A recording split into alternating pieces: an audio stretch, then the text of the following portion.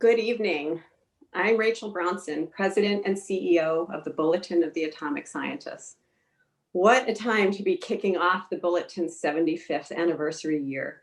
We have nearly 400 people in attendance tonight, and it is just so wonderful to have you here with us. 4 years ago, I remember joining with many of you in a somber mood with science and technology under threat. Tonight, there are rays of hope on the horizon, but there is still so much hard work to be done. The Bulletin stands ready to identify opportunities from around the world that ensure that science and technology are used in the service of humanity's greatest aspirations. Only by identifying the risks that stand before us and working to minimize them can we ensure a safer and healthier planet.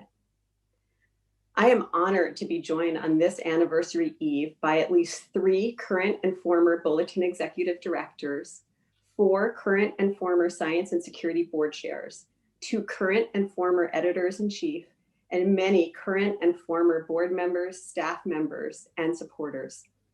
We are here tonight because of your tenacity, your perseverance, and your unyielding commitment to the Bulletin. It is this audience, standing on the shoulders of so many others who have come before us, that has ensured that the Bulletin has played a prominent role in 3/4 of a century of global policy formation. I want to express my gratitude to former Environmental Protection Agency Administrator Christy Todd Whitman and former Secretary of State Madeleine Albright for their public service announcement and bipartisan support of the Bulletin. Because tonight's attendees join us from all over the world, I want to start with a vigorous good morning to our friends in Australia, Japan, and Korea who are starting their day with us. A good afternoon and evening to our friends all over the United States, Canada, and South America. And a special shout out to our night owls in Europe, Africa, and the Middle East. We come together at a time in which the next 40 years is expected to see the creation of more knowledge than has been amassed in all recorded history until today. Notwithstanding the breathtaking speed at which science and technology are advancing, but perhaps because of it, a global backlash is gaining strength, one that weaponizes new information technologies to attack the edifice of scientific credibility, viability, and worth. Anyone with a laptop can claim to be a publisher, and anyone with an idea can claim to be an expert. The Bulletin sits in the crosshairs of this global fight. This spring provided a devastating but poignant example of the power and importance of the Bulletin. On January 23rd, 2020, at the Bulletin's clock announcement in Washington, D.C., when in-person gatherings were still taken for granted, I remember speaking with Science and Security Board member Asha George, who is a biosecurity expert here with us tonight as a provocateur. She told me of a deadly coronavirus circulating through Wuhan, China, and the need to pay serious attention to it. Immediately, the Bulletin's editorial team sprang into action, reaching deeply into 75 years worth of cultivated relationships with virologists, biologists, and public health officials to produce what I would suggest is some of the earliest and best reporting on the subject, and our audience agreed. In March, the audience on our site surged to 1 million visitors, and April saw similar traffic. Our demographics remain consistent with past years, with half of our audience coming from outside the US, half younger than 35, and 35% of our audience female, which is not bad for a science-based organization.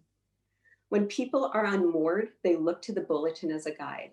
When they want a no-nonsense take on what science says, they turn to the Bulletin as an authoritative source. And when they seek the kind of nuanced analysis that is so hard to come by in this 24-hour news cycle, they seek out the Bulletin for a safe harbor. And we delivered.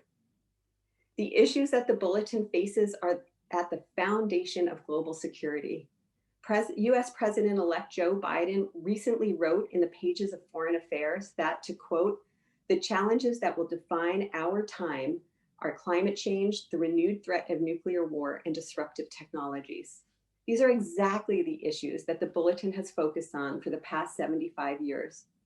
Our founding editor, Gene Rabinowitz, made clear that the Bulletin was created for several purposes, but none more important than managing to quote, the dangerous presence of Pandora's box of modern science. Climate change, the renewed threat of nuclear war, and the potential of new disruptive technologies are the topics we will be discussing over the next 2 hours together and for years to come. But pushing our organization forward is not easy. The media landscape in which the Bulletin operates is changing and changing fast, with reliable news sources contracting and collapsing at a furious pace. I saw one list of media outlets that have disappeared since March, and it went on and on for pages and pages. But one niche area that seems to be growing is that of non-for-profit, issue-specific news and media outlets, the exact area in which the Bulletin finds itself. The odds are against us, but history is with us. We are going to need all your help every step of the way. Recognizing the important role the Bulletin must continue to play, given the real-world challenges confronting us, we have made important investments that have put us on the cusp of true transformational change that will allow us to advocate for science and technology and ethical and political decisions needed to keep humanity safe.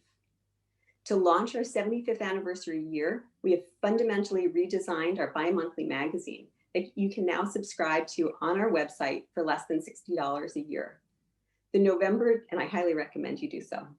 The November-December 75th anniversary edition of the Bulletin is a humdinger of an issue that you will not want to miss, as it honors where we've been with incredible archival articles, including those from US Presidents Kennedy and Nixon, scientists like Hans Bethe and Albert Einstein, artists like Martil Langsdorff, and many others.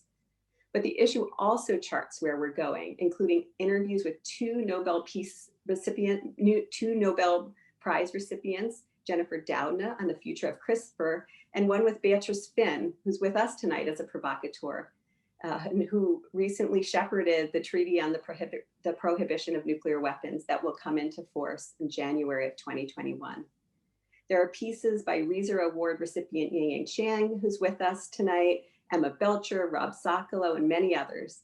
It will be available on December 7th, and it'll be free for the first 2 months as a tribute to all of you who have helped us get here to this date. We've also recently launched an app available on iTunes and Google Play that in an effort to continue to try to make us more accessible. As we stare into the mirror of 75 years and counting, we have added monthly programming for those of you who want to engage with our experts on a more regular basis. We've launched a store for those of you who want to wear and broadcast your support of the Bulletin. And we're raising money tonight in part to bring on and compensate a new and diverse group of columnists to bring the best ideas from the most diverse backgrounds possible to ensure that all good ideas are surfaced and debated with the commitment and zeal that they deserve. The stakes are too high to do otherwise. The Bulletin is becoming more engaged and more determined, and I am proud to lead this very old startup.